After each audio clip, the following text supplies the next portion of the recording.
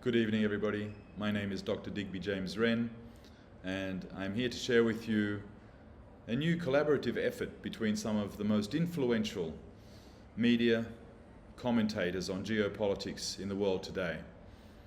You've seen them on your screens, YouTube and all other platforms, Twitter, social media everywhere, Facebook and so forth.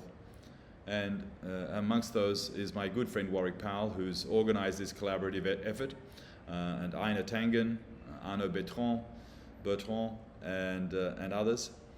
And collectively, we've presented this program to discuss a multipolar peace.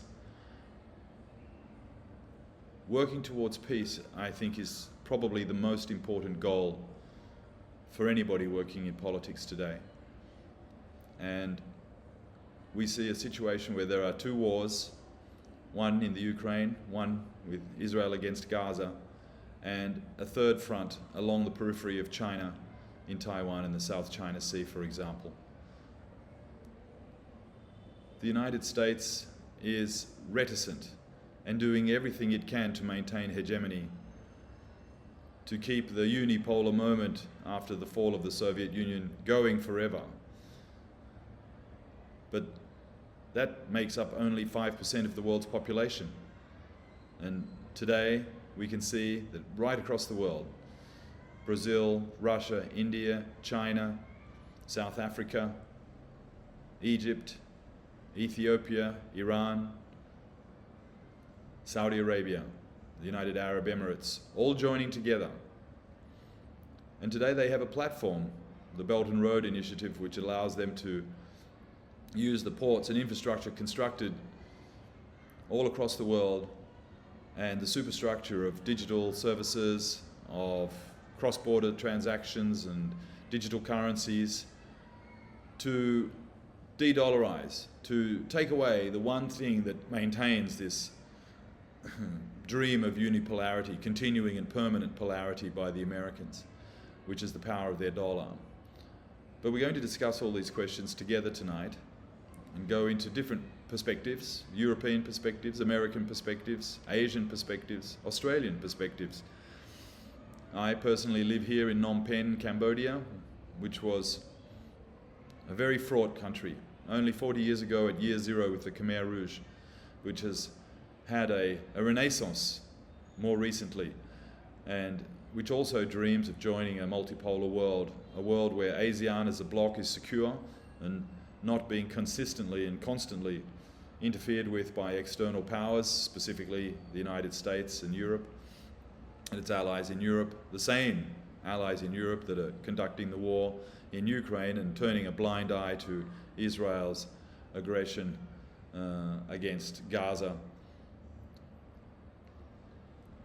This situation, this move towards polarity, multipolarity, is not a new idea, but today it's taken shape in the form of the BRICS Plus, the non-aligned movement, the Bandung Conference, the non-aligned movement, and it's been able to harness the economic power of China to give it a model and to build a international superstructure on a substructure of infrastructure. So that's a very confusing way to say it, but substructure of ports, pipelines, rail, roads, you name it, anything that connects one country to another, people to people, cities to cities, countries to countries, and then a superstructure of services, of cross-border transactions, digital services, legal services, accounting services, all the services that the United States basically controls today is slowly being eroded by the global majority as they have access that they've never had before. And this is powering the new multipolarity. So tonight we're going to discuss this in depth. This was pre-recorded this morning, but once again I want to say thank you to Warwick Powell for organising this, and we look forward, all of us look forward, we all expressed our desire to be able to collaborate more and to give voice to the deep desire by the great global majority for a peaceful world where the material well-being of people is the top priority of all governments, where cooperation is the primary means of solving disputes, progressing, looking after climate change, maintaining stability, political and economic stability. And so I hope you enjoy this emission, and it's my great pleasure to be part of that. Thank you very much. And we're recording. All right. Well, welcome to the show. Today's show is quite a special event, quite unique in many ways, because it brings together for, I think, the first time ever, a cross-section of independent media personalities and voices from across a number of time zones to share their perspectives on the events that are taking place in the world today. Someone once said that we can have decades without anything happening, but sometimes in 1 week it feels like we have decades happening. And over the course of the past year or more, I think we've had many, many decades happening. So much so that even in the last fortnight, we've had a couple of very important events that I think bookend the developments that are taking place in the world. And they are, of course, the presidential debate in the United States, the celebrations of 70 years since the pronouncements of the 5 principles of peaceful coexistence. We've just seen the conclusion of the Shanghai Cooperation Organization meeting in Kazakhstan, in Astana. And next week we will have a meeting of NATO in Washington to celebrate its 75th anniversary. These are significant events impacting the world. Today we have a very significant panel, and they are in no particular order. Pascal Lottaz. Pascal is a professor teaching and researching in Japan in the area of neutrality studies. We have Jerry Gray, who is an independent media commentator based in Zhongshan in China. David Oualaalou, who has just celebrated the 4th of July in Texas with a couple of barbecues. Congratulations. Jeff Rich from Australia. Arnaud Bertrand, a global traveller, but I think based in Southeast Asia these days. Anna Tangen, a long-term resident of Beijing and an American who has become, I think, a feature of a lot of the commentary screens that you'll see around the world. John Pang, a former advisor to the Malaysian government and a research academic in China these days. S.L. Kanthan from Geopolitics Demystified, based from India with some very unique perspectives. And I think I have got everybody at this stage. We may have a couple of others joining us. Digby. And who could forget Digby? My apologies, Digby. Digby, my old friend from Australia, who is now an advisor to the Cambodian government and is a international relations scholar based out of the Royal Academy of Cambodia. So welcome, everybody. We may have a couple of stragglers coming along. Time zones have made this a very challenging but an interesting process. Look, we might get stuck into this. And I wanted to kick this conversation off, not so much with the debate in America, but perhaps start this reflection by understanding what happened in Beijing last week in terms of the congregation there that celebrated the 70th anniversary of the 5 principles of peaceful coexistence. And Arnaud, you were there in the Great Hall of the People when that event happened. Tell us a little bit about that. Yeah, so actually, it's not known by a lot of people that China has those 5 principles of peaceful coexistence, which date back from an agreement that they had with India 70 years ago, and which have been basically the cardinal principles of its foreign policy since. So, you know, one of them is, for instance, that they refuse to interfere in the internal affairs of other countries. They favor, you know, diplomacy instead of conflict. They they don't push for their own ideology, instead, accepting the existence of different ideologies out there, and so on and so forth. And so they just celebrated the 70 years in Beijing. I was there. There were actually quite a lot of very senior attendees. Of course, President Xi Jinping was there with much of the Politburo.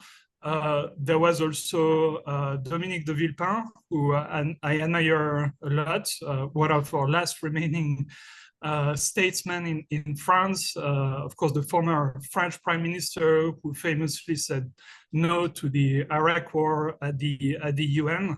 He also made a beautiful speech there after Xi Jinping on the importance of peaceful coexistence. And basically what we're seeing is that, the way China is understanding the moment that we're at, and which I think is correct, is that we basically have the choice between, blood confrontation, like essentially a nuclear war, and peaceful coexistence. And of course, China is arguing for peaceful coexistence because the alternative is just nonsense. Basically,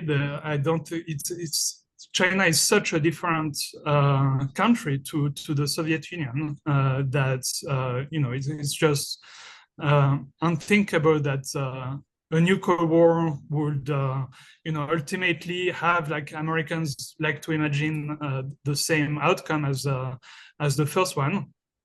And I think most realistic thinkers also think that there is no alternative to coexistence. So basically, from China's viewpoint, the main challenge is how do you make the West, and particularly Americans, come to grasp with that, understand that there is no point. It's a dead end to try to restore unipolarity, hegemony, and so on.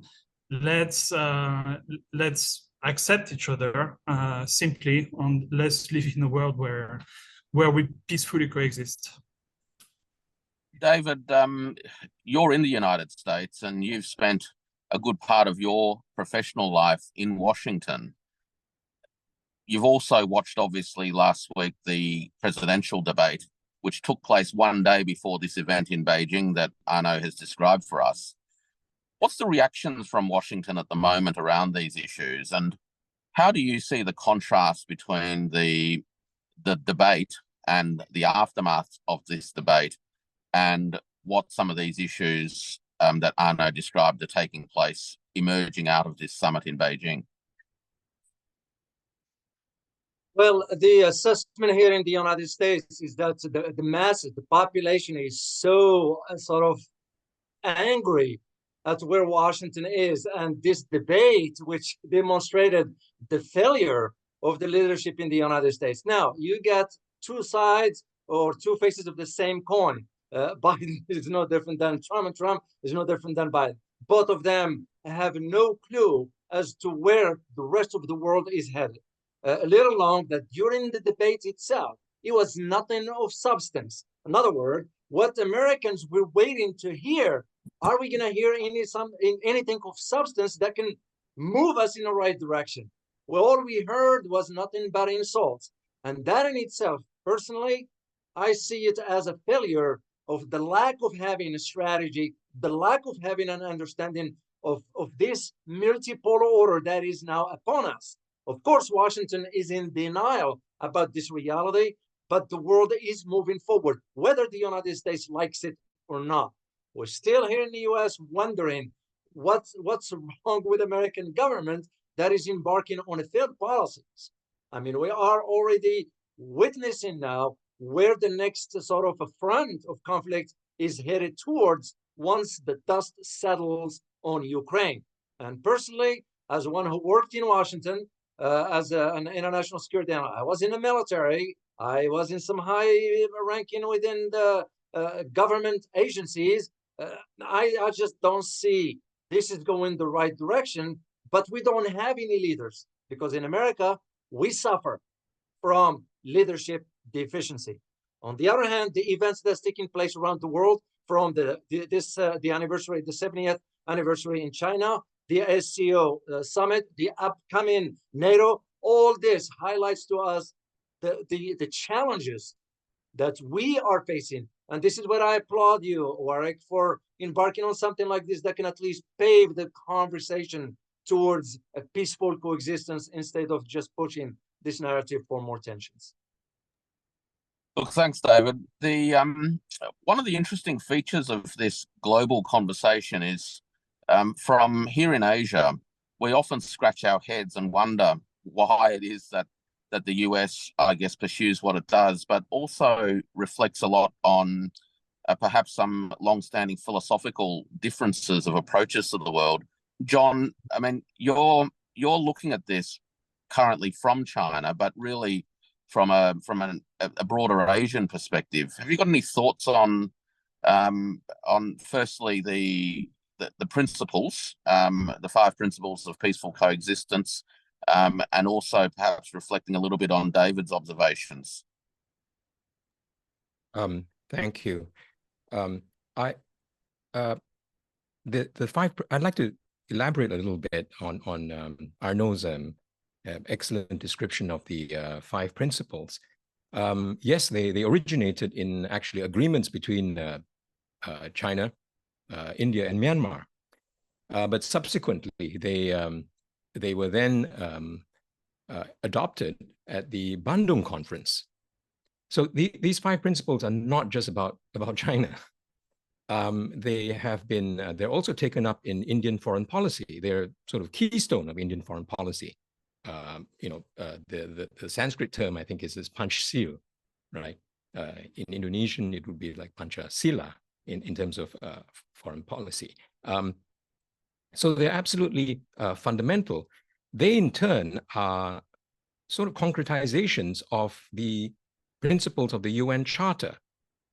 Now, in that sense, they very much embody that spirit and the implications of the UN Charter.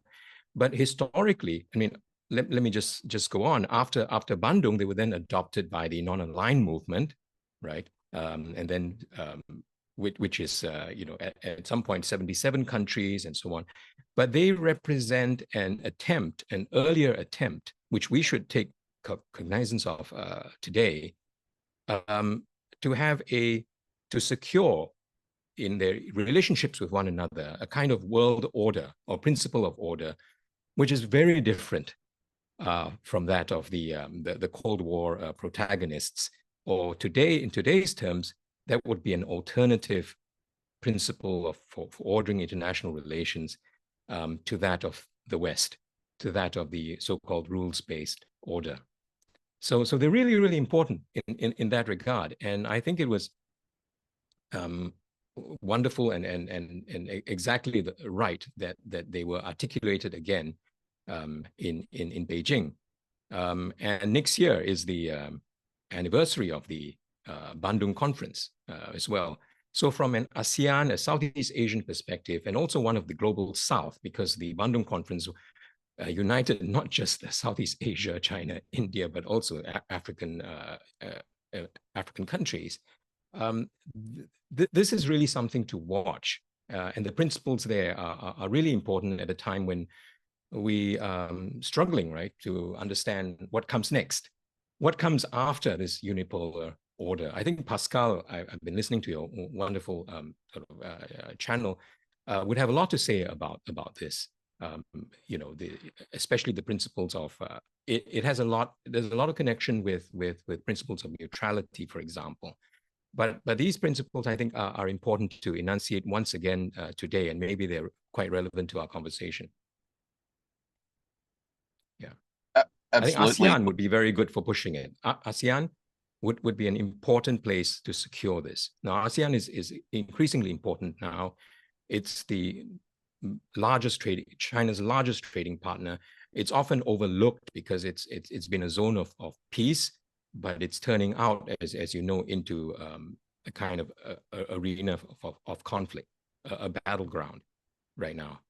So if there's going to be conflict triggered in East Asia, it might not be in Taiwan. It might not be that far north. It might be in the South China Sea, right, with one of the ASEAN countries. So and of course the principle of everything that ASEAN stands for is being sort of violated by that country right now. Look, we might come back to ASEAN a little bit later on in this discussion, because I think that there is an important set of issues around how neutrality and the collective or the collaborative ethos and the consensus-driven ethos that ASEAN has been founded on may provide us with some clues as to what a multipolar world could begin to look like. But I might just throw over to SL in India at the moment on two fronts. One is to just elaborate a little bit more the Indian sensibilities and involvement historically in the promotions of the principles of peaceful coexistence. But also I wanted to draw now into some reflections on the Shanghai Cooperation Organization meeting that just took place. And you wrote a great piece concerning that the other day, and whether there are any linkages, if you will, between the principles of peaceful coexistence and the kinds of things that are now on the agenda coming out of the SCO. Yeah, so India is kind of struggling to find the perfect position and strategy. On one hand, if you look at the elites, the think tanks, the media, and so on, they are very, very pro-US. And a lot of the think tanks in India are actually funded by, like, say, Bill Gates foundations and other, the Atlantic Council and so on. So there's a lot of bias. And the China thing, that has been a problem for maybe like a decade or so. Basically, the US is trying to use India to contain China, and is also to split or to spoil the Asian century, because from the US point of view, the biggest, the danger or the threat to the American century is going to be the rise of Asia, and worse, the rise of Eurasia. Because if you think of a situation where Russia, the rest of Asia, the Middle East, and Europe, if they all coexist and if they all work together, then the relevance of the US, really disappears. What is there for the US to offer afterwards? So that's why they are doing all sorts of the divide and rule, Russia versus Europe. And now they're trying to bring NATO into Asia. They're working on that. So it's a very dangerous situation. And for India, I think that, we have two groups within the Modi government. One keeps talking about the multipolar world, and they understand that we cannot be dependent on the US for too long. And then the other group is the one that is totally brainwashed by the Western organizations. They work for the IMF, the World Bank. They go to the US to study, and they send the kids to the US. And if you look at the mainstream media in India, they don't like to think. They just parrot all the Western American talking points.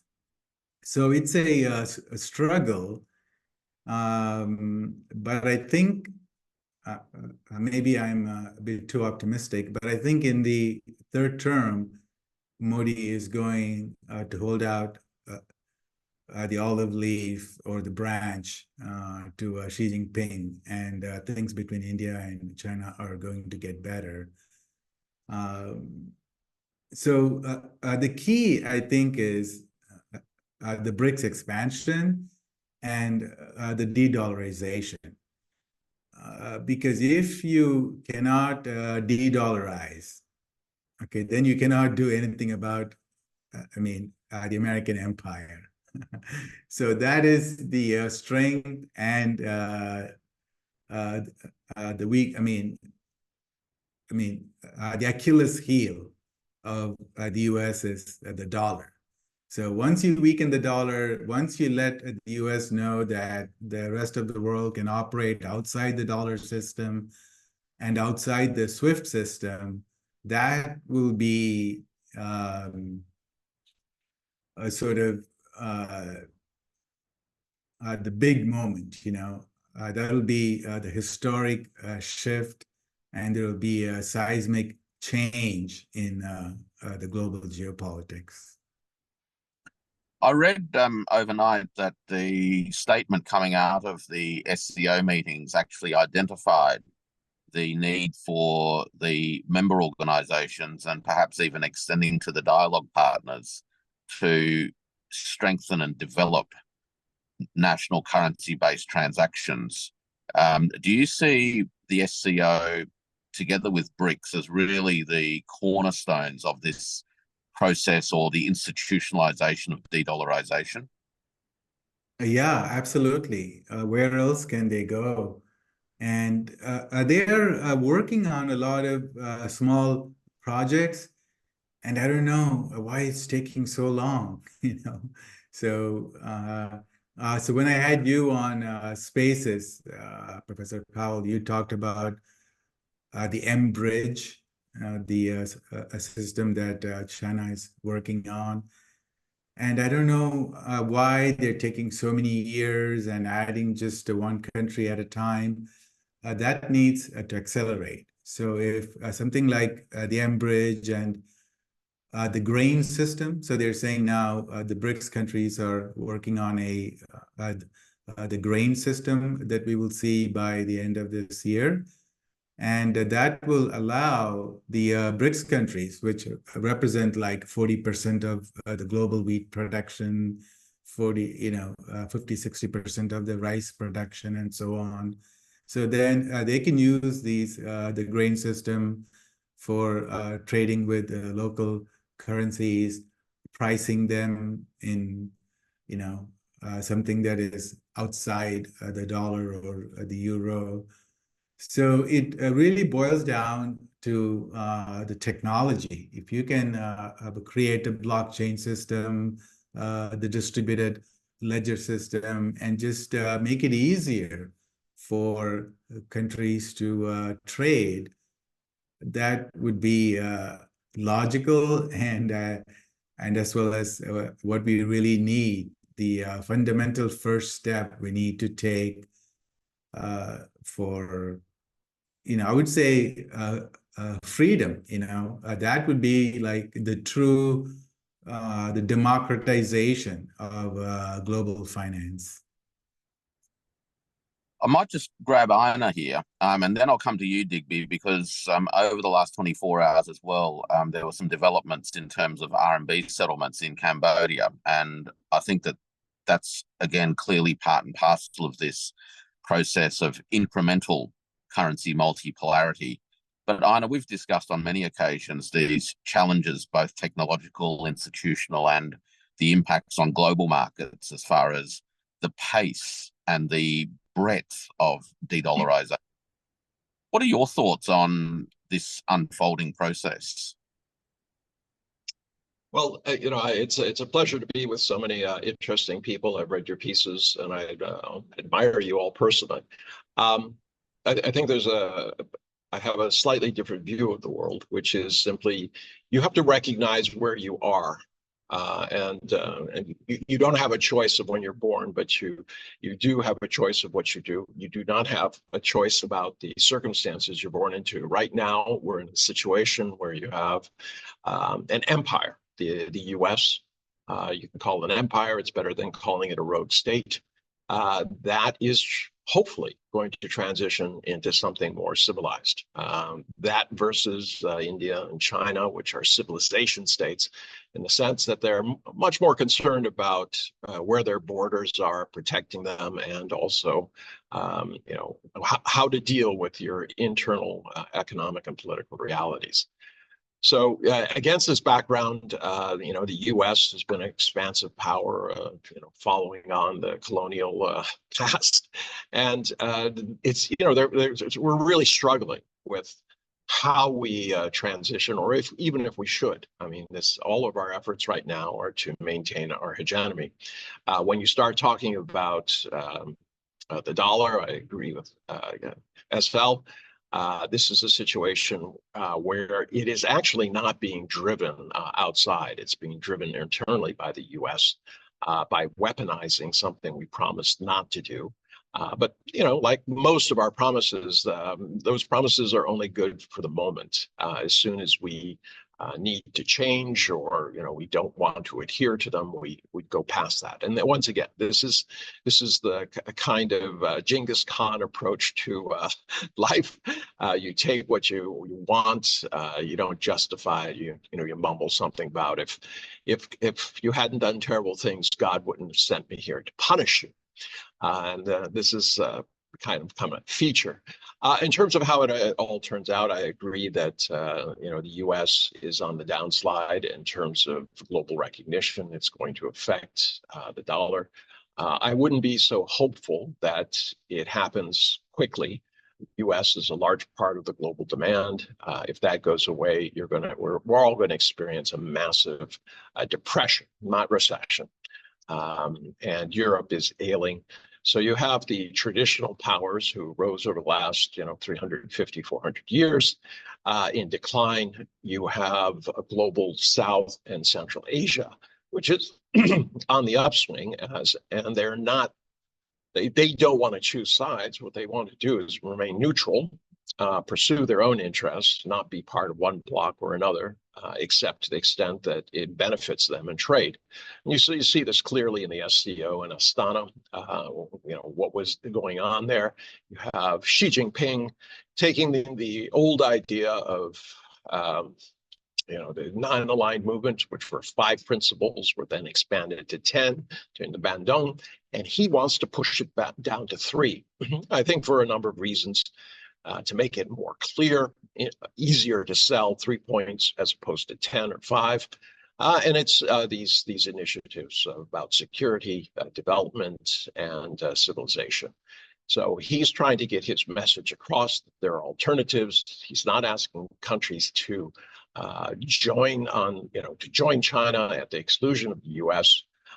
We see that quite clearly when you start looking at areas like the Maldives. There's cooperation, but you don't see Beijing saying, if you talk to Washington, it's done. That would be kind of our role. You see Blinken making a last moment grab to retain some sort of influence there by promising a couple of $1 million for this and that, and giving some old patrol boats, etc. Typical of our response. This is a nation that is the lowest lying country in the world that is afraid of climate change. And we said, well, what you need is some military equipment to protect you. So against this backdrop, currency, trade, etc., these are things that are going to continue to be in flux.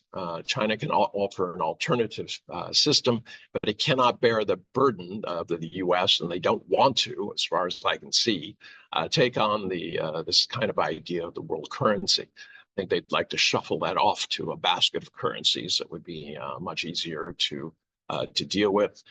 You still have the economic problem, how you come up with the one value to measure things against. That could be the dollar for a while, but the volatility that was mentioned, SL, if you're correct, and I would agree with you, the dollar's fall could result in tremendous economic dislocation as U.S. dollar people start to sell U.S. dollars as the yields go down, hot money flows are reversed. Already you see the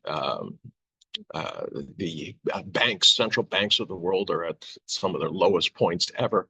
And those with the most exposure, like Japan, et cetera, aren't very solidified. So I've gone on quite a moment. I look at this as in terms of, as you can guess, macro point of view.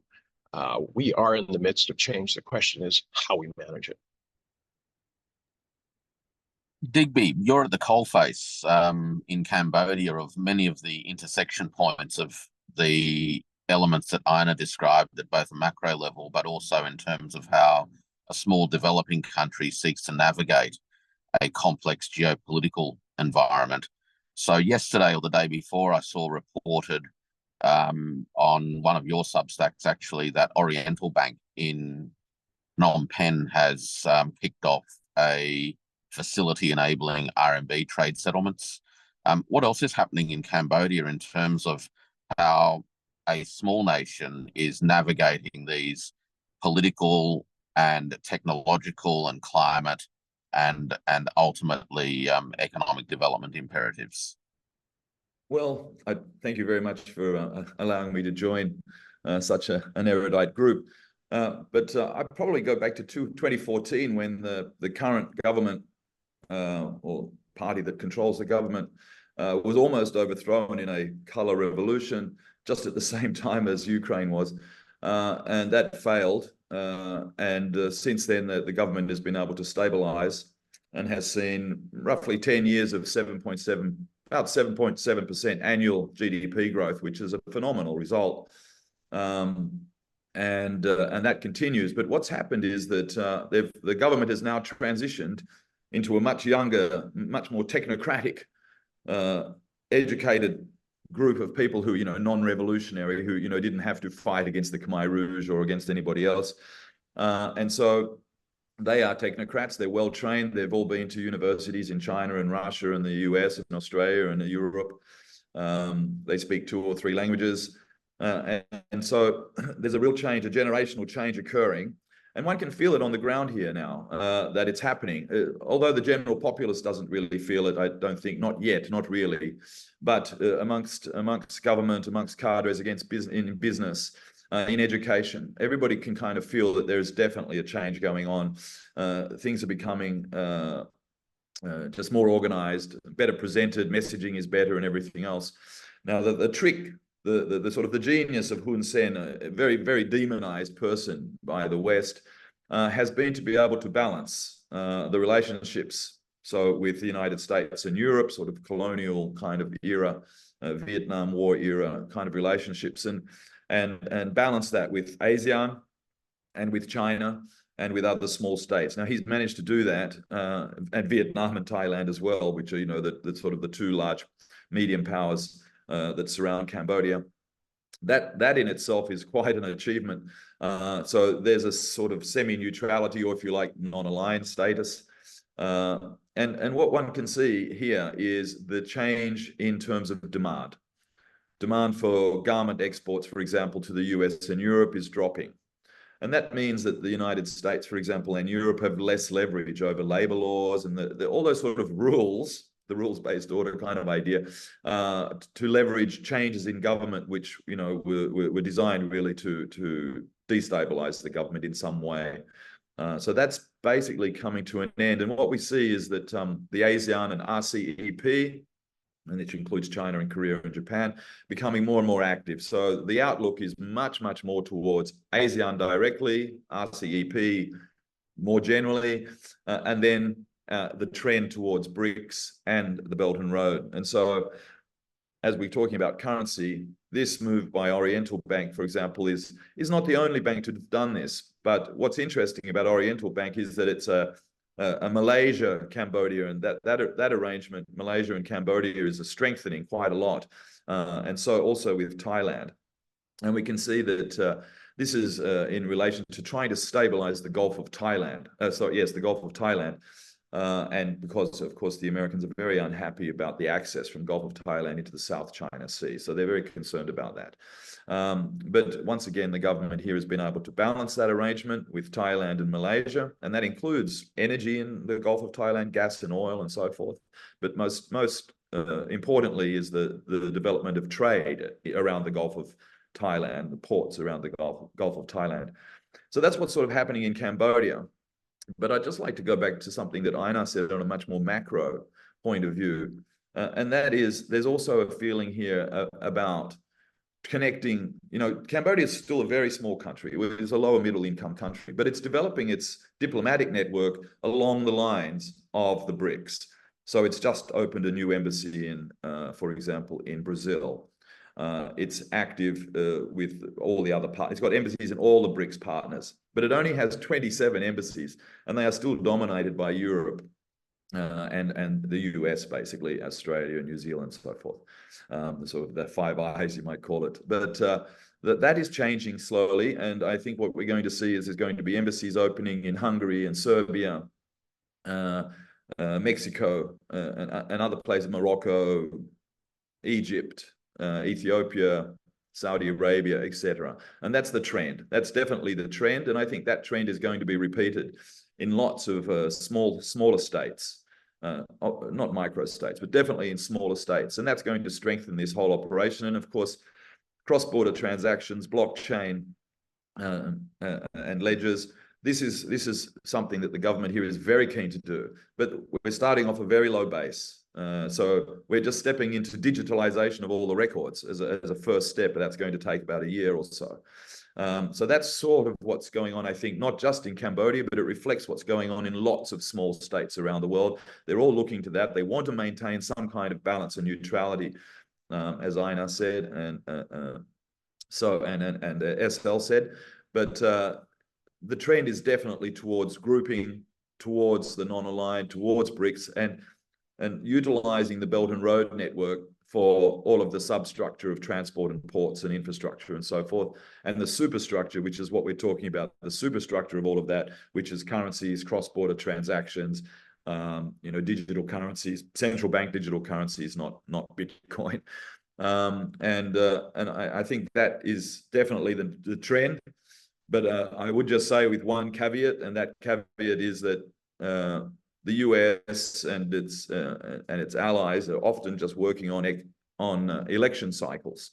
And so the next election cycle in ASEAN is basically going to be 4 years from now, 3 to 4 years from now. That'll be the next election cycle. And I think if the Americans can make it through this election cycle of their own, they will revert to that habit, which means that they will then start doing more activities that are destabilizing for the region. And the view here is basically that the split is a maritime continental split that the US has always followed, basically peripheral maritime, and that they will just continue to do that. And so we've got a 3-year window to develop a stronger connection through all the BRICS networks and with the non-aligned people. And that's the kind of the view, and then we have to be prepared to strengthen our messages internationally, build those networks to be able to resist the next wave of election cycle interference. We might come back to some of those issues if we've got time later on, but one of the recurring themes so far is this question of neutrality and its place in the emerging multipolar landscape. And there's no better a person than Pascal, who's spent his professional life deep in exploring what neutrality actually means, beyond being a nice sounding word. Pascal, finally, I get to cut you in on this conversation and to shed some light on, I guess, the broad sweep of the topics that have been covered so far, particularly from the point of view of the experiences of countries in their pursuit of neutrality, and perhaps how neutrality can play a role in the design of the institutions that we need for a peaceful multipolar world.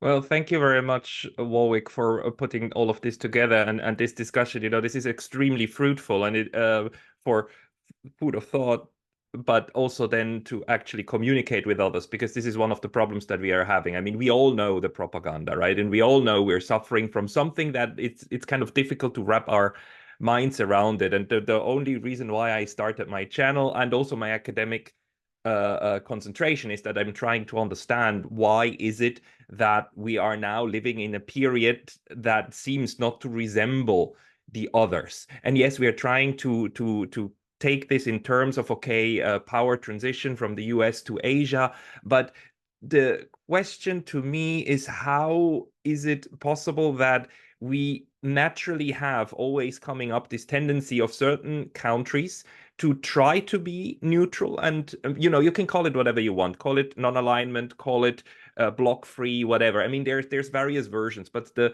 basis is always the same, and it is that it doesn't make sense for countries to just follow along, right? You have different priorities, different needs. Therefore, if you want to get the most out of it, you need to have your own position. I keep saying being neutral doesn't mean you're standing in between. It's being the third part of a triangle, because you're having a relationship with all others.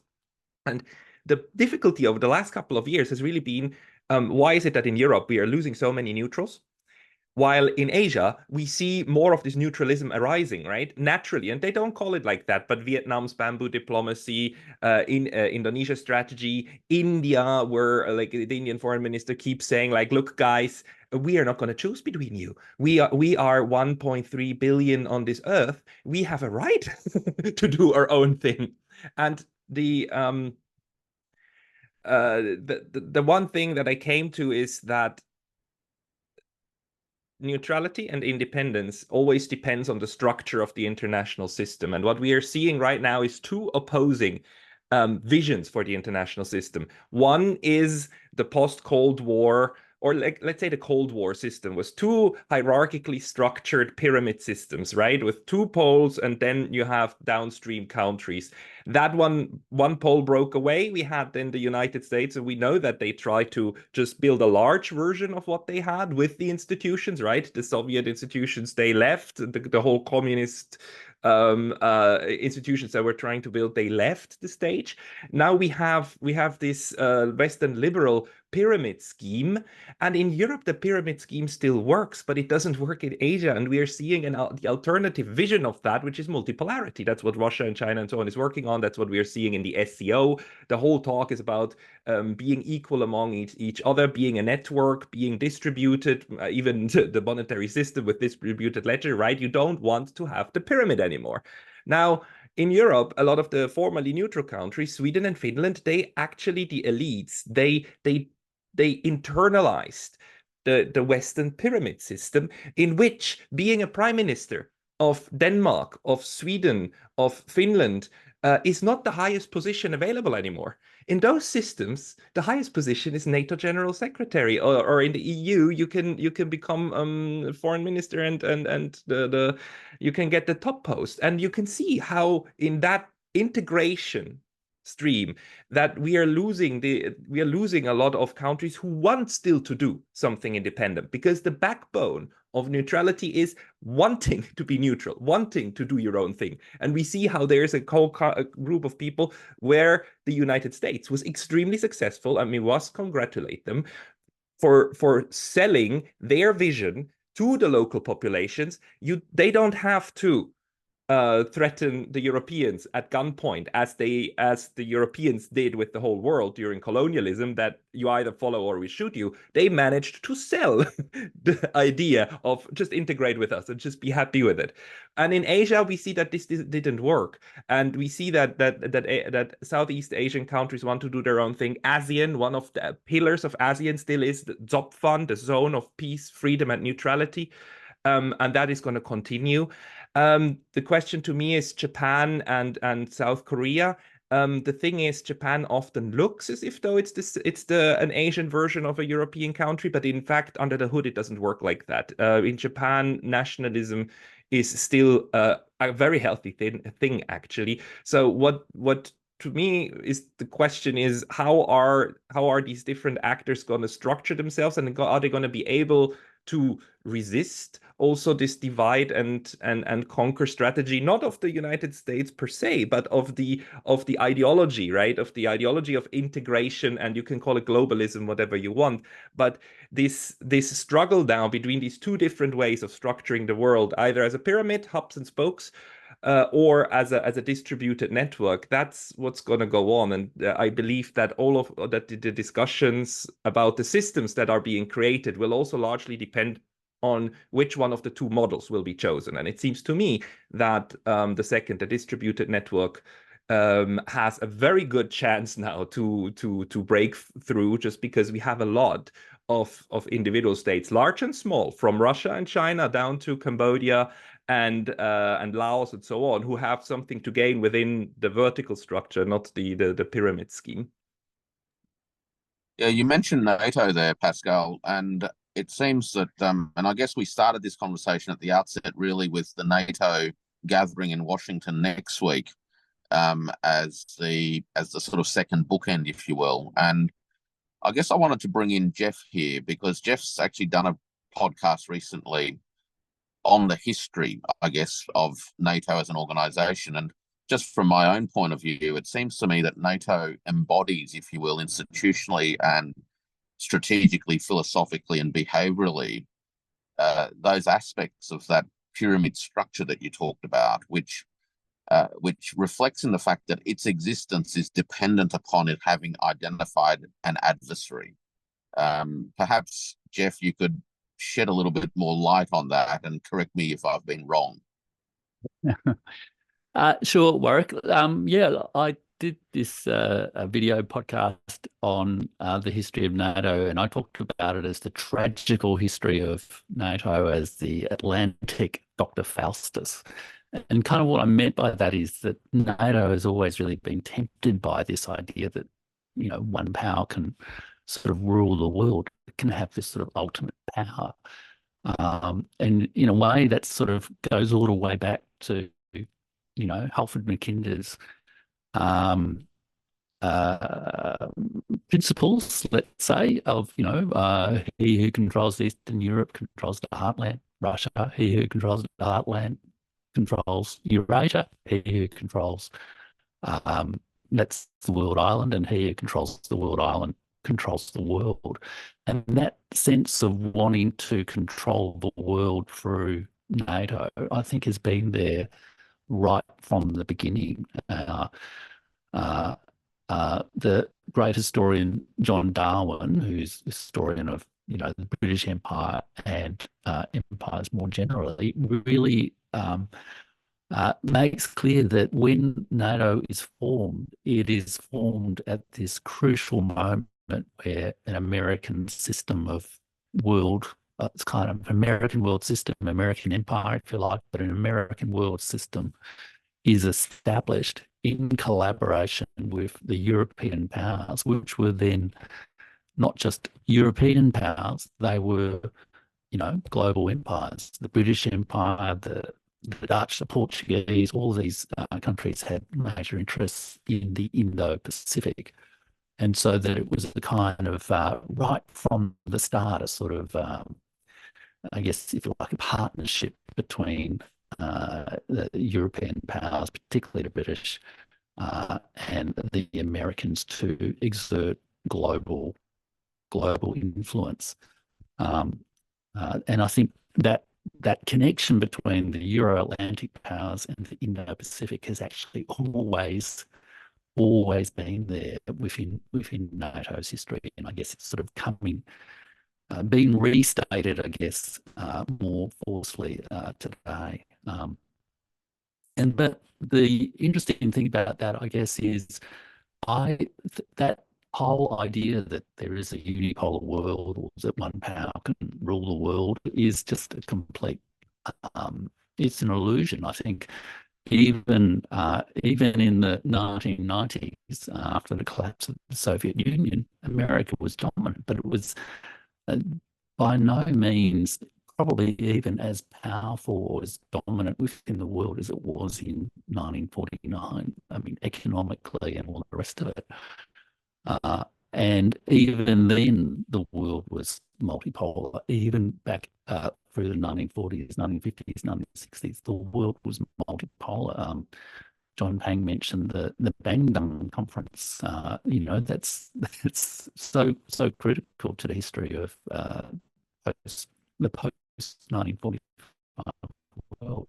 All idea of unipolarity, I think, a kind of an illusion that unfortunately America and NATO is very much clinging to, and not actually seeing the kind of real deep, unstoppable, I guess, historical changes that people have been talking about, that just the flow of people and resources and ideas and information and money, etc., around the world is just changing directions, and it just can't any longer be controlled out of Washington and London. Yeah, it's an interesting way of interestingly enough, I checked. Sorry, I checked the. Oh, sorry. Yeah. Long a little here.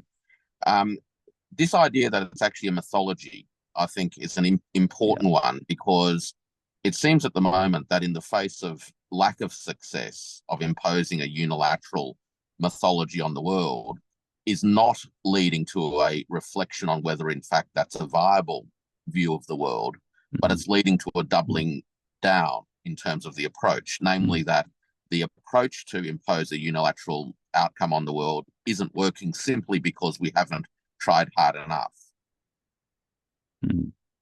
Yeah, absolutely. And I mean, if we see that in the place where you started with, the presidential debate, that you know, Joe Biden says America can do anything. I mean, it's an absurd idea. It's simply demonstrably contradicted by so many facts in the world right now. But it's almost as if the illusion of primacy needs to be maintained to keep the institutions of power going.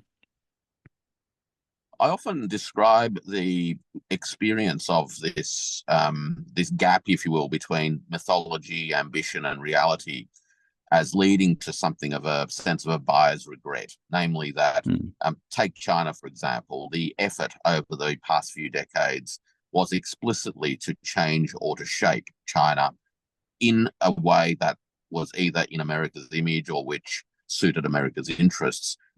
Now, Jerry, you're on the ground. You've lived in China almost the entire period of China being in the WTO, which was this period of engagement with a view to transforming China.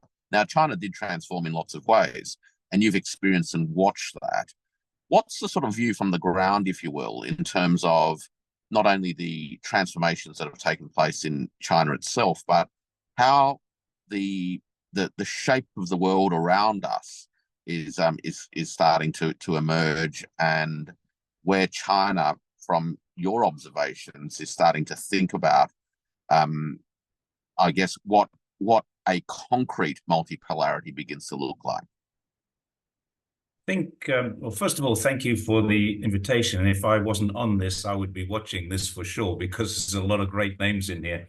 I'm feeling a little out of my depth amongst all of these luminaries. But one of the things I've noticed about China, and I've been here 20 years, and I came here before we had a bridge to Hong Kong, before we had a high-speed rail, before all of these infrastructure projects. I mean, I lived on the 19th floor, and I was, I think, the top floor of a building. And I think in my city, Zhongshan, I was the third or fourth tallest building, and it was 19 floors. Now that building is hidden, surrounded by. So what we're seeing is a massive, massive infrastructure. And what China is doing now is taking that out. And Ina made a great point that, you know, the islands are sinking into the climate change rising oceans. And someone from the US says, well, you need a couple of patrol boats. What China does is it says, well, you need a port to put them in. And that's what China is doing. That's the difference between the two sides of this particular coin. China is not trying to say, pick a side. Come and join us. They're trying to say, well, why don't we all work together? If you've got those patrol boats and you need, you know, you might have uranium and you need a port to get it out. You might have iron ore and you need a port to get it out. China is going to build that port because it wants that uranium, it wants that iron ore, and that's the way that China has dealt with this. As far as I'm aware, with the exception of Djibouti, which was under the United Nations. China hasn't opened an overseas base. It certainly isn't patrolling the shores between USA and its islands. It certainly isn't funding or supporting the Hawaiian separatists, who quite rightly have a cause. So there's a lot of things that China is not doing, and that's that, as we go back to the 5 pillars, the non-interference. It's doing what it says. It says what it does, and then it does what it says. And I think that's the big difference between this.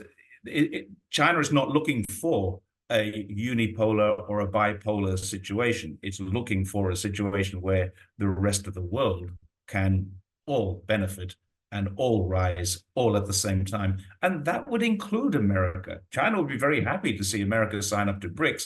And probably a lot of Americans, particularly the MAGA communists in America, would love to see something like capitalism with American characteristics. And it wouldn't look very much different to communism, socialism with Chinese characteristics. And I see that as the future, and I just hope that NATO sees that as the future.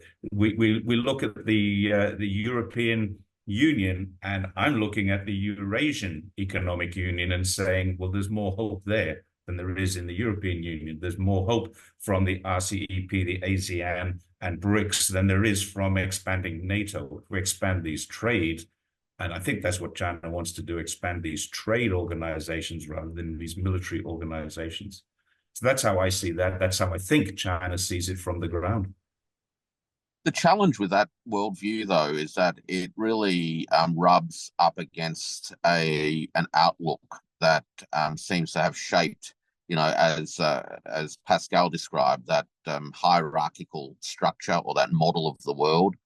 David, again, you've spent a lot of your time in Washington, and what Jerry and others have described is a world that, from where I sit, would be seen as fundamentally challenging and arguably threatening to the Washington view of how the world should be ordered. What do you think the challenges are in terms of bridging that gap? Is it possible for these conceptual views of the world or the world ordering to be bridged? What are the barriers to that? And how do you think this set of contradictions might play out? Well, I want to go back to just one point Jeff mentioned about Djibouti, because I spent time there when I was in Washington, so I spent a lot of time around that part of the world. And the presence of China in that port is a very, very, very small in comparison to what we had, or what Japan, even Japan has some presence over there. So the presence of the Chinese in the Djibouti wasn't about providing some sort of a naval assets there. No, it was a very, very small, it's almost like you can say insignificant in comparison to what we have in other parts. So to go back to your question, Warwick, is the idea of that in Washington. A lot of people do not know that when you hear what the president of the United States says there, or says that, it's not the president that is saying, it's the hidden hand behind. There is a major power structure inside Washington. A lot of average Americans do not even know. They are not even aware of. And that entity is the one that is driving the ship behind the scenes. And when Biden says something, Biden is incompetent intellectually for him to even understand where things are headed. It's not him. It's the entity behind the scenes. And where the challenge that is going on right now on the global stage is, we are not willing to accept the rise of another power that's gonna, I'm not saying it's gonna displace the US, it's gonna be on an equal footing. We're not willing to accept this reality. And that's part of where that challenge is.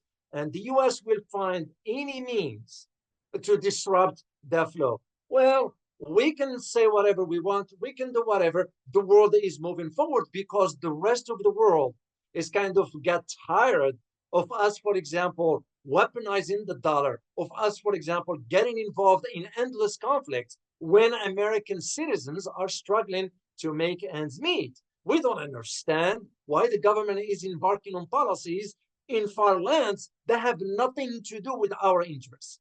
I mean, I was arguing back in 2004 when the conversation started about the pivot to Asia.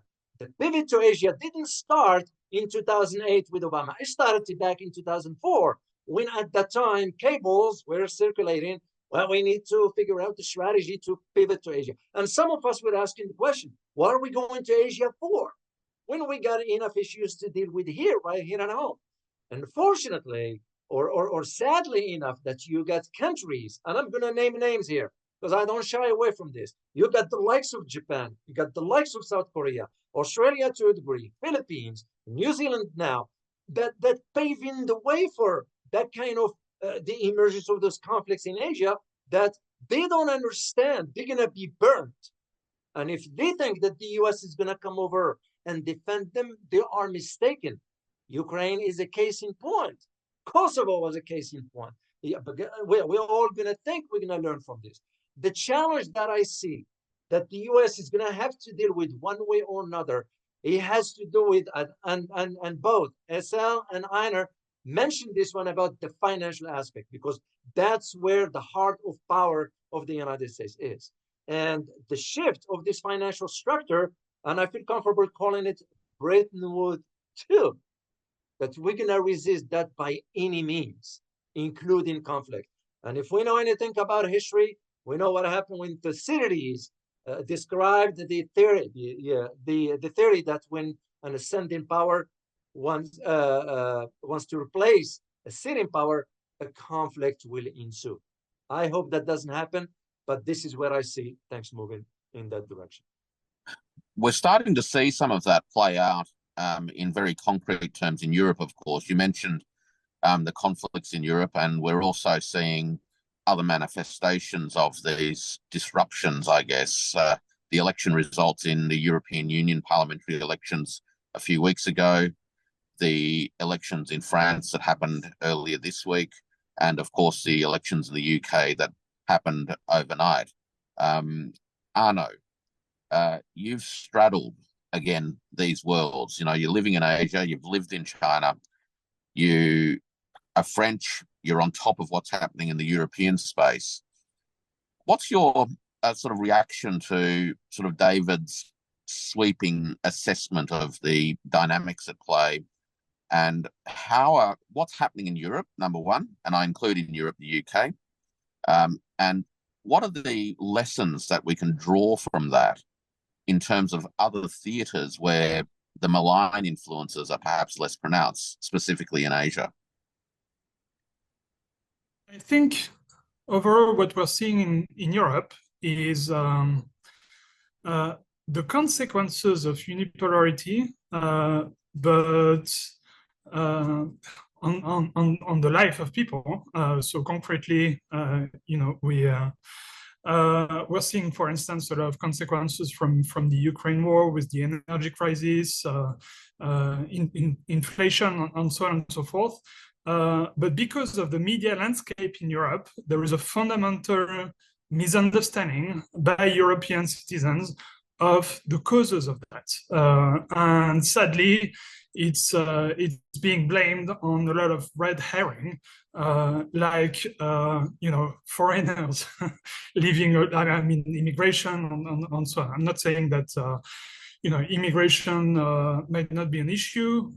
It is maybe mass immigration was to some extent a problem, but it's definitely not what's the main drivers behind you know, a lot of the issues that Europeans are seeing in terms of their decreasing living standards, right? I think first and foremost, it is due to our increasing vassalization to the US, which results in, you know, for instance, we don't have I think a single massive tech company that was created within the past 30 years. It's all absolutely dominated by American companies, which is very different in Asia. You have all those massive billion-dollar companies. They actually did a good job at retaining their sovereignty there. So so the question is, how can we change the state of play? I think in some European countries' DNA, diplomatic DNA, like France, we retain that kind of thinking. So, back to the 70th anniversary of the 5 principles, I was listening to Dominique de Villepin, and he very much understands that from his words. France's historical approach to diplomacy has always been to be in some way non-aligned, a bit like the Bandung principles. That was bit by bit lost, starting with President Sarkozy in I think it was 2008, 2009 when he rejoined NATO and so on. But in the DNA, in the mindset, in the muscle memory of the French diplomatic system, I think a lot of people still retain this kind of thinking.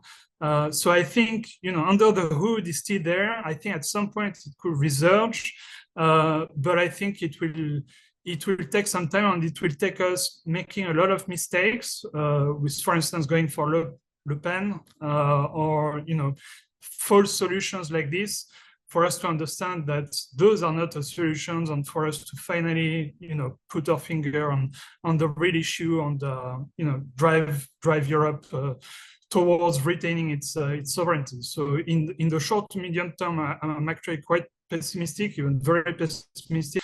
But I'm a hopeful, optimistic person. So I think in the longer run, we'll figure it out again. Look, I wanted to, I guess, just leverage off that point that you made. I mean, it seems that we're consistently coming back to this idea of sovereignty. Without sovereignty, you end up being absorbed into a very hierarchical system. SL, India has had a long history through its role in the non-aligned movement, and more recently in some of the comments from Jaishankar about the emergence of multipolarity in the world. India will do what India is going to do, really emphasizing this idea that it's taking a strong sovereign position as far as its assessment of its interests are concerned.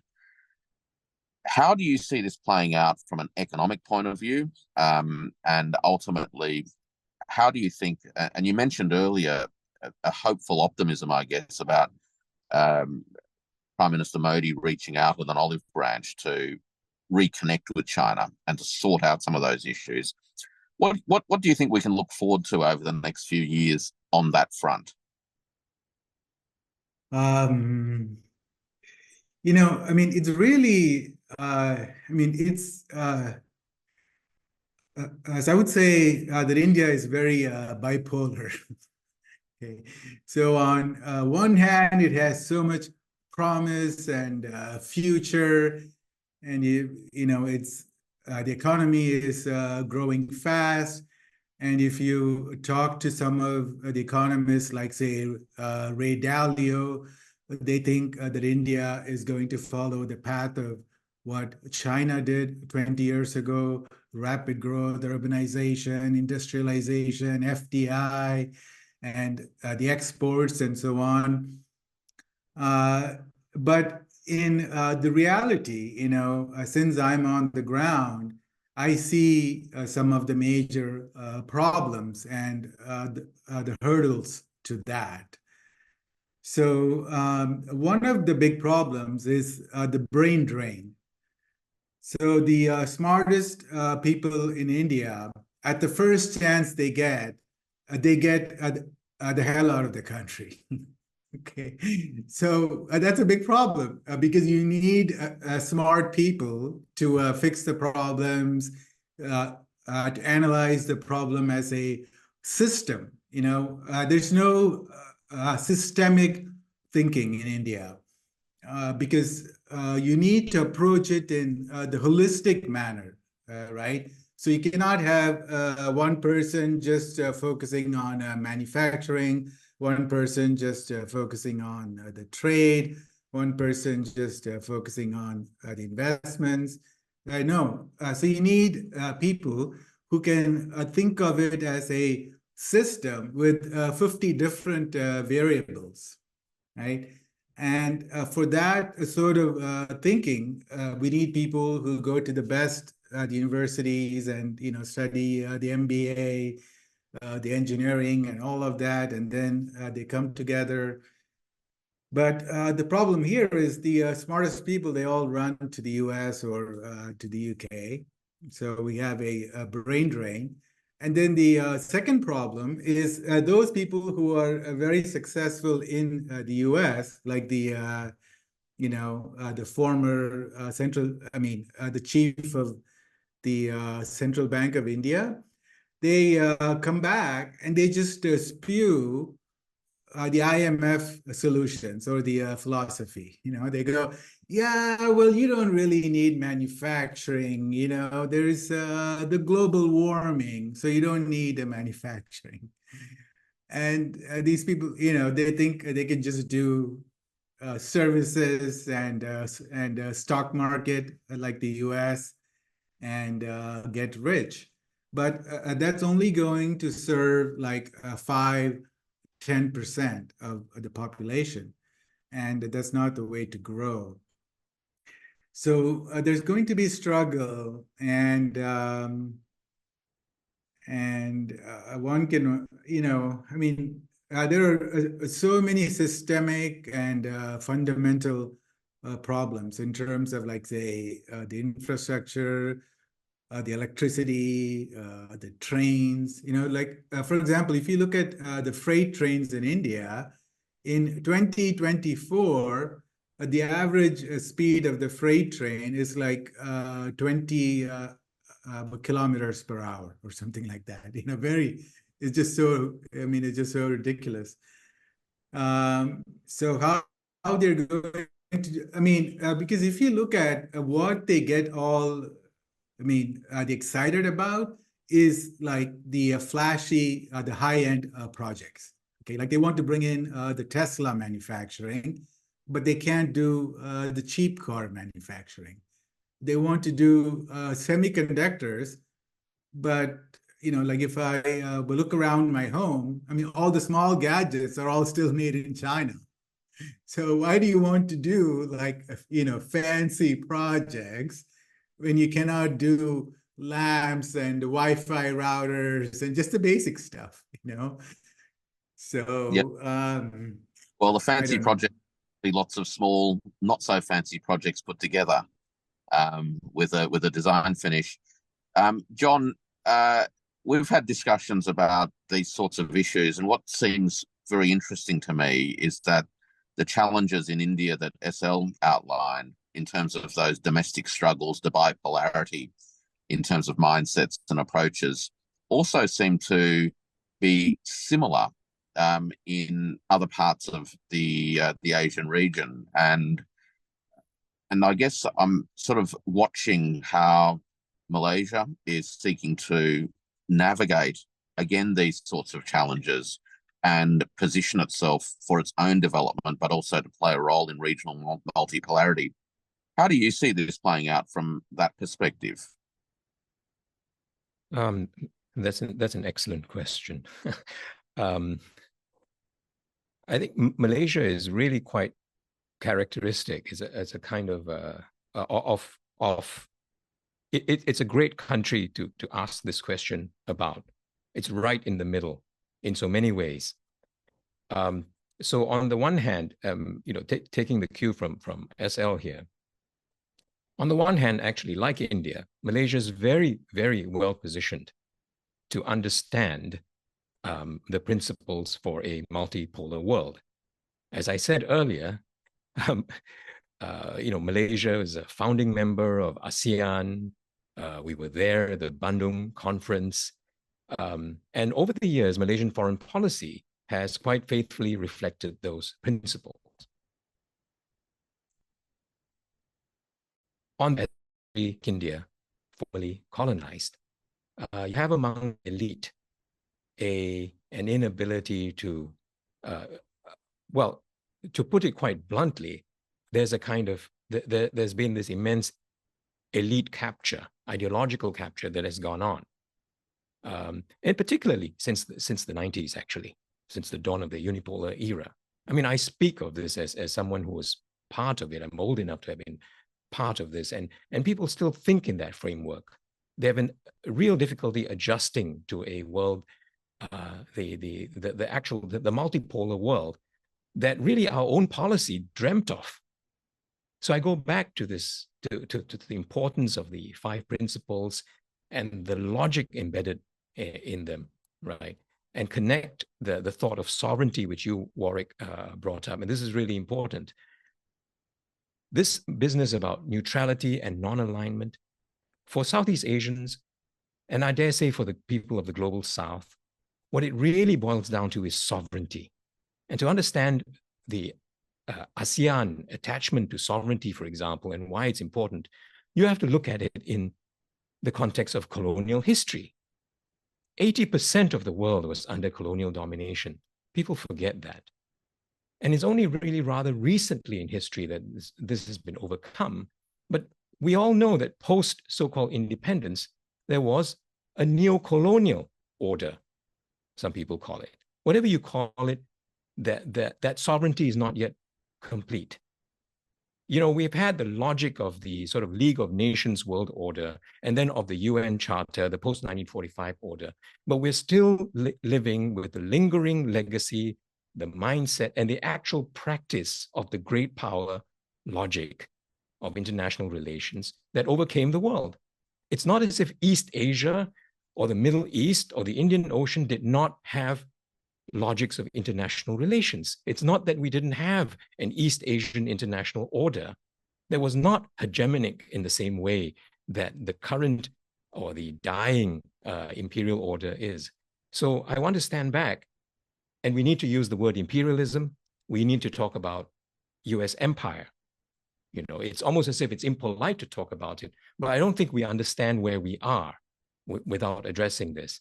You know, Warwick, I neglected to say this at the start. Thank you very much for organizing this, and it's such an immense honor to be with, you know, you guys. I mean, you're people I follow to learn from. You're all people I follow to learn from.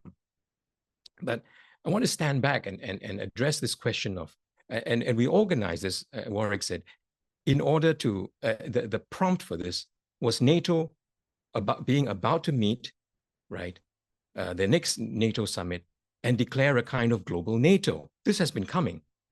These guys are going to do this. And to us, this is absolutely insane. We've all been struggling with this, right?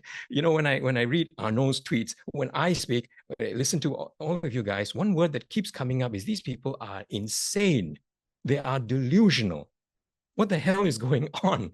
Why are they so stupid, right? For example, what, you know, and if we're interested in peace, it behooves us to have a kind of a theory of change, some broad conception. I'm not sure we can all agree on this here. You know, I heard Einar give his notion of this, but you need this macro view of what the hell is going on to have a notion of how, you know, our little contributions might have some impact, right? I think David talked about this idea. You think the president is in charge? Well, not really. Well, you know, we're really in the wake of this amazing debate. That could not be clearer. You have a senile person there, and then you ask yourself, these people have managed to deny this over these last 4 years when the rest of the world, all of us, anybody with a pulse can see that this guy is not there. You know, and all of a sudden, these guys all wake up to it. What the hell? These insiders seem to know less than us. Either that or they're massively lying. So then we are presented with two things. Either there's some kind of, you know, deep state, this kind of military industrial complex, this elite, whatever, some unified, coherent bunch of people running the show, or my sense of it, even worse, there isn't, it's not coherent. It's even worse. So that's the sort of danger that we're in now. Yeah.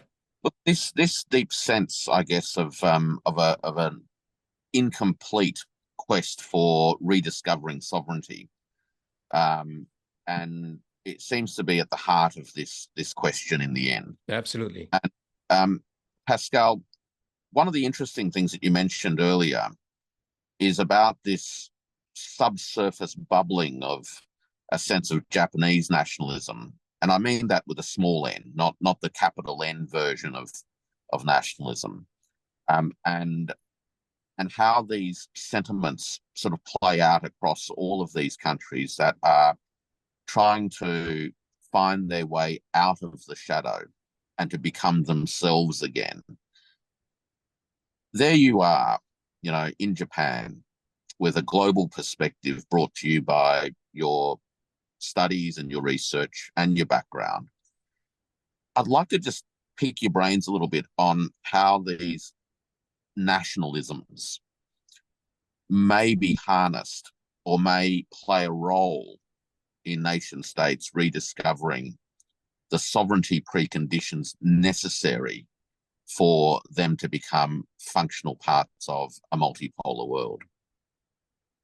Well, thank you very much for that. And, I'm very glad you picked me because I really need to add or to say, like, John, you're absolutely right. This is exactly the problem. And the fact that we all think that this is insane means nothing else but that we are actually on the same page. The problem why we think stuff is insane is that we have a different analysis of what is going on from some of the people who make these policies. They see the world in a different way. They understand it differently. They actually think Russia is the evil empire or China is an evil uprising hegemon in the waiting who's just about to swallow first Taiwan, then the Philippines, then Japan, and then the whole world. They think in those categories.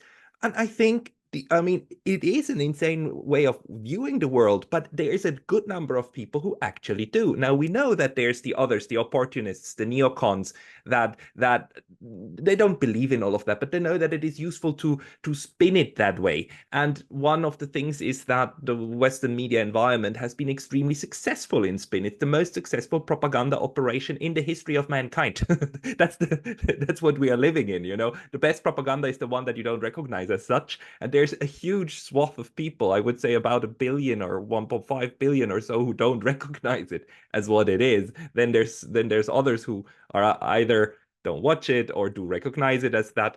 But the problem is this analysis part, and I think that's what we are trying also to do with our channels, right? We try to correct the analysis about how politics and international politics is structuring of what is happening. And when that then I think connects to what you asked me, Warwick, because nationalism is a double-edged sword, and it can go very, very, very wrong. But the healthy version of it is when nations, when countries and groups of people who live together under one legal code. I think the legal code is the important thing, because the world is structured around 193, 200 different legal codes defined by geographical boundaries, right? When the people who live in there agree that it is important that they get the best out of it, or the most out of it, without hurting others and so on, and position themselves and strive after legitimate self-interests. And the United States has legitimate interests. The China has legitimate interests. Russia has legitimate interests. And the ones who understand these the best are the people who live there and then work and strive together to get that. And if you get to a moment when you have a stable global structure where these interests compete but don't destroy each other, then we get closer to the kind of world that I think most of us would want to see. Now, as long as the United States defines its interest as being able to pick the leaders in Beijing, in Moscow, in Kiev, in Brussels, it's difficult to get to that point, and that's why we speak about this imperialism of the US, right? That we kind of have an aversion to.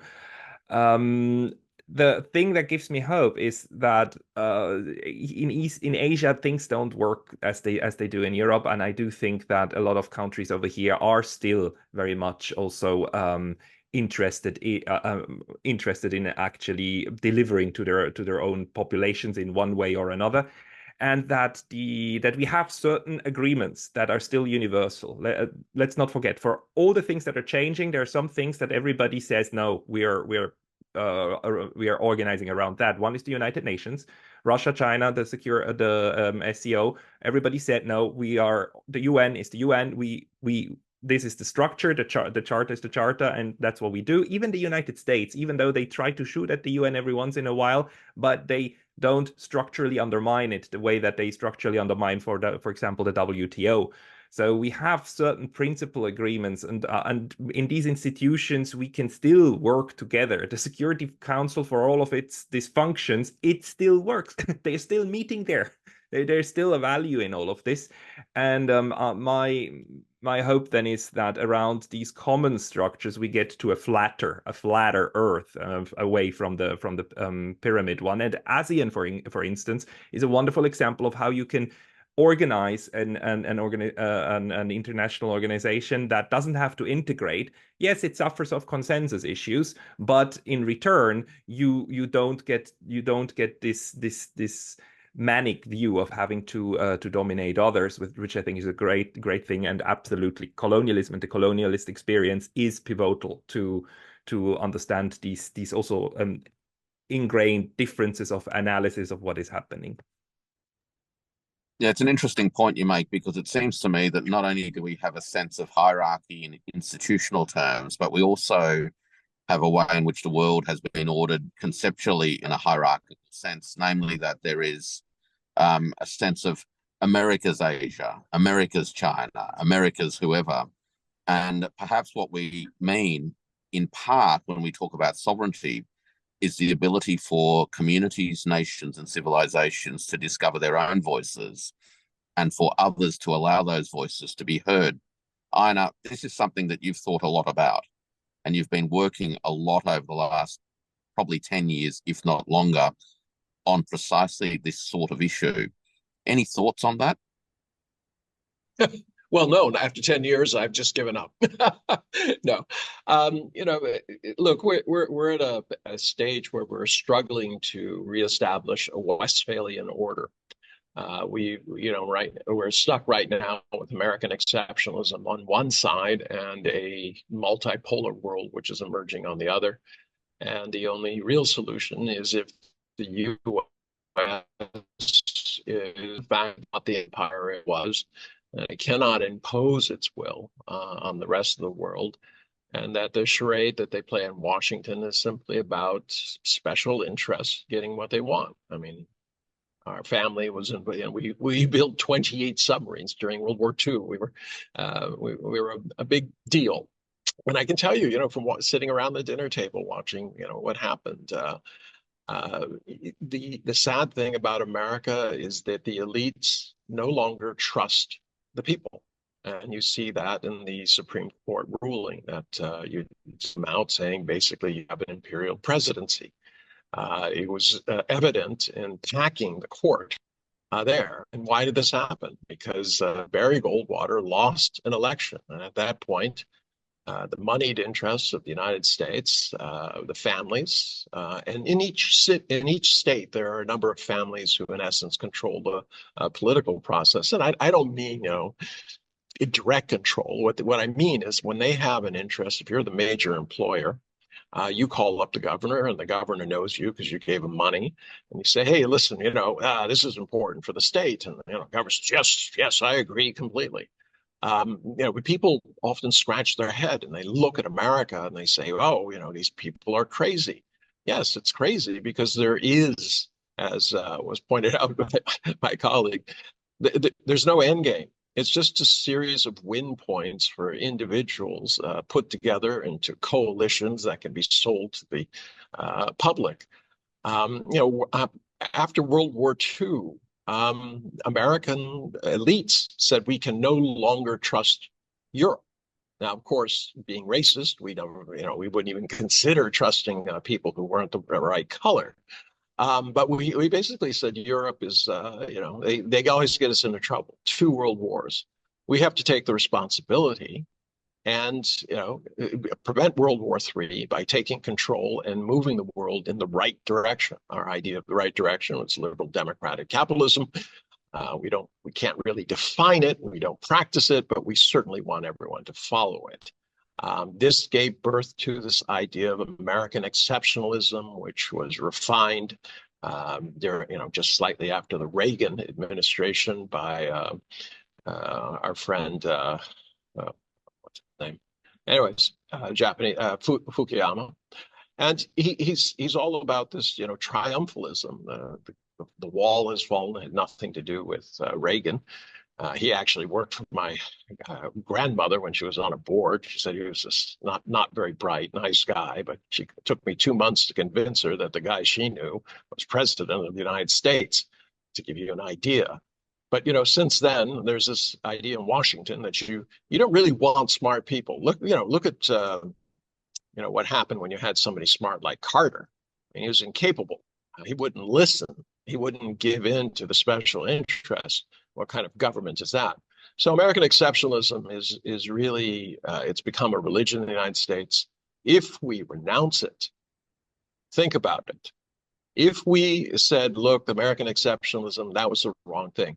Look at all the things we have done in the past. Right? Domestically, we've screwed our own people. Internationally, we've screwed everybody else. To wake up someday and say, hey, listen, all that stuff we did, probably criminal, right? Because we had no justification for it anymore. So psychologically, it's very hard for us to give up this idea that we have not been acting at the behest of God or the greater good, but simply in our own interests, and that it hasn't worked out. So American exceptionalism has to go away. The question is, how do you get there? And how do we get to this kind of Westphalian moment without all the kind of bloodshed that led up to it in the 100 Years' War? And that's really the way I see this. We can talk about so many of the different parts, the symptoms of the problem. But in the end, unless America changes, we are heading towards more conflict. And part of that conflict, well, no, not part, almost all conflicts that have arisen, and we know about conflict having, been in conflict for all but 15 years of our 248-year history, having troops in all but 3 nations, having stationed troops in all but 3 nations. If you look at Noriega, if you look at the Shah of Iran, you just go down the list of the different people. In Iraq, we had Saddam Hussein. All these people used to be on our payroll. We create our own monsters. And in essence, the biggest monster we've created in terms of our own hegemony has been Russia and China. Number 1 in resources, 11 time zones. Russia with China, which is right now it produces more than the next 9 countries combined in terms of manufacturing. There's a land border between them, so we can't interfere with that. This is really our greatest issue. What we see as an existential threat to this American hegemony. And you're going to, this is why NATO is moving towards the East. It's not just to confront China. It is confront this, what we see as an axis of horrible countries, whether it's Iran, North Korea, whatever. Anybody who's opposed to us, who joins us. Our problem is that the world is moving in a different direction. Everybody is vying to join BRICS. Everyone is trying to get into SCO. These are organizations that remember, we do not have a single organization that anybody wants to be part of right now. And that should be quite telling. So where is this all leading to? I do believe that at some point we will change, but only in response to a fairly substantial crisis. I'm hoping that it will be only economic in nature, but it's quite possible that it will be kinetic. Well, with a bit of luck, it won't be kinetic, but I think you can't just rely on luck. And perhaps this panel today is part of a reaction by what appears to be a small group of people. But one of the reasons why I was hopeful that this group of people would convene is because you've all worked tirelessly over quite a number of years to build a substantial network of audiences who are paying attention, who are concerned about the direction of the world and alternative framings and find pathways forward. And I know we've been on this call for a long time. I have no doubt that if we were all together somewhere in a restaurant or a bar, we could go on all night and all day. But perhaps I could just throw the final word to Pascal, who's been generous enough to host today's event, in terms of a bit of an outlook for what NATO is going to be doing next week, what some of the challenges we face as far as responding to that as individuals and as active global citizens and citizens in our own countries, and how it is that we can make contributions towards a non-kinetic response to the situation at hand. Pascal. Well, thank you very much. And again, it's great to discuss together and also have together the opportunity to basically just show that no, we are not okay with what is happening, and all of us have our different ways of talking to audiences and the world out there. But every once in a while showing that we come together and no, we don't agree. And by the way, US, Switzerland, and Europe, you're not speaking for us. I mean, yes, you speak for some parts of the population, but we're not all on the same page. And by the way, Russia and China, we are the part of the West who would like to get along with you. And I think that is an important message, and it's something to keep in mind for ourselves, that we're not alone, even though it might feel like that every once in a while. And we also have the ability to build things. I mean, I think most of us have a realist view of the world, of what is happening, and there the question is what you can do and what you can't. What can we not do? We cannot just walk up to the President of the United States and say, change it. What can we do? We can open YouTube channels and talk to the world and actually tell people, look, this is a better way of looking at it. We can write and so on. So if every one of us in their own little world with their own abilities, we can all contribute. If enough of us do that, we might just change the course of this goddamn ship that is still headed for the iceberg, and we can see the iceberg, but we just need to yell a little bit louder back to the captain up there that, by the way, there's an iceberg coming, and we won't like it if we actually really hit it. What is going to happen with NATO, I don't know, but it is absolutely, to me, it's clear that they're going to announce global NATO in one way or another, NATO's pivot to Asia or NATO's cooperation. I do believe that while they can show unity and so on, it is going to be way more difficult to actually do that in the end. And it is a tough sell, a NATO in the Pacific, just because of the the name for them. And it is going to be, while the Japanese and the South Koreans and a couple of Philippines are probably going to like the support, building the operational capacity and so on. We all know that it will take years, and it's a difficult process. And I think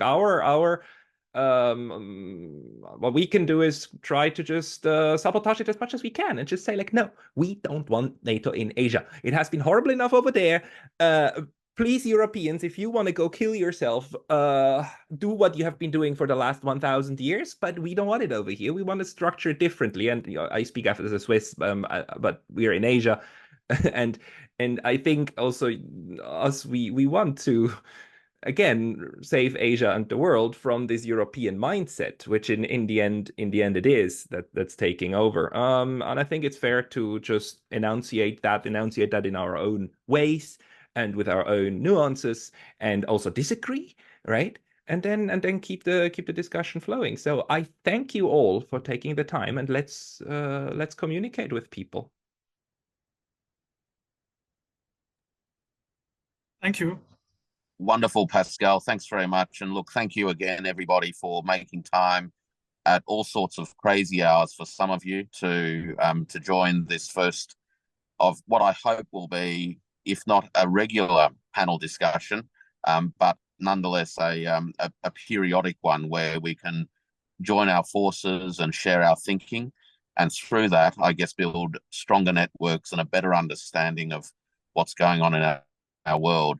I might just add one more thing before we wrap up, and that is that we've had some European friends who were not able to join us today because of time zone challenges, and perhaps that's something that we'll look at doing in the not too distant future, making sure that it is possible to hear voices directly from our friends and partners in Europe, and hopefully spread the message that there are other ways of ordering the world that is more peaceful and more prosperous. So once again, thank you very much. Okay, Warwick, before we go, if I may, one thing. I have a project called Asian Narratives, and Warwick, you have it. How many people here have use Substack? Raise your hand. 1, 2, 3, 4. Okay. Arnaud, you do not have Substack? No, I'm just on Twitter. Just on Twitter.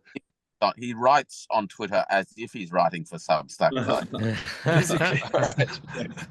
All right. I follow people on Substack. Yeah. Yeah. The reason I say that is it's good for us to talk amongst ourselves, to share a diversity of opinions, but those opinions need to really go out to as many different people as possible. So Warwick, you have a project, Digby, you have a project, I have a project where, in essence, we are establishing channels. And I would like to invite you people to become writers. That means you just, if you feel like it, you can post whatever you have there. It's basically an intro, so it'll go back to wherever you want, whether it's your website or your Twitter feed or whatever. This is not an attempt to grab your audiences, simply to establish more channels so that people can hear these views. Understand that there are a diversity of so many different nuanced views who are looking at this, and rather than lumping it all in, so you're panda huggers, or you hate Europe and America. That's not the case at all. But we have to broaden our base a little bit, because the current media is not very friendly towards this. They want to simplify it down to you either love America or you're a communist baby eater. So I hope this will be received. I'll contact you individually, but I would encourage, especially on Warwick's side, Digby's, feel free to be on mine, but as many channels as possible to broadcast exactly what's being said here. I'm on so many different stations, but I feel very impotent, because I don't feel that the message gets out enough. And I do think that social media is probably the best bet for broadcasting these kind of views that I've heard today. Great, thanks, Arnaud. Look, on that score, Pascal mentioned a little bit of technical housekeeping right at the outset, and I'm not sure if everybody was online at the time, and that is that YouTube does have an approach to content sharing, which would lead to potentially blocking the same content being broadcast through multiple channels. So the suggestion is obviously to add, when we share this particular panel session, to add your introduction to it, to position it in a way that makes sense for your communities and your audiences, and perhaps also to put a closer on it as well, so that there is a substantial difference, if you will, from a content point of view. But I guess the aim of this is to bring you all together. For me, it was to hear the different perspectives in one place, and to enable us to show the world that we're not islands, that we are connected, and that we can have meaningful conversations and exchanges about things that we care about in our own little version of multipolarity, right? And so if we can get those sorts of messages out and continue supporting each other in the cause of supporting multipolarity and peace and economic development for developing countries, then we're making a meaningful contribution. So look, thanks very much again. And we'll organize something again very soon. But Pascal, when this is ready, obviously, well, I'll leave it to you. You'll know exactly how to share all this stuff, and then we'll figure out how we go from there. You will receive you receive a Dropbox link from me with the raw footage here as it was shot by me, and then you make out of it what you want. Repost as it is or so. I recommend to add a little something just to make sure YouTube doesn't. I mean, it has been fine mostly, but I've had a recent experience that was, well, anyhow, just a little modification somewhere will help to make it your own. Wonderful. Excellent. Thank you very much. All right. Thank you. Thanks, everybody. Thank you, everybody. Great meeting you guys. Thank you. You also. Thank you. Thanks, Have a Warwick. great for 4th of July. Enjoy. Enjoy. Bye. Bye. See you. Bye.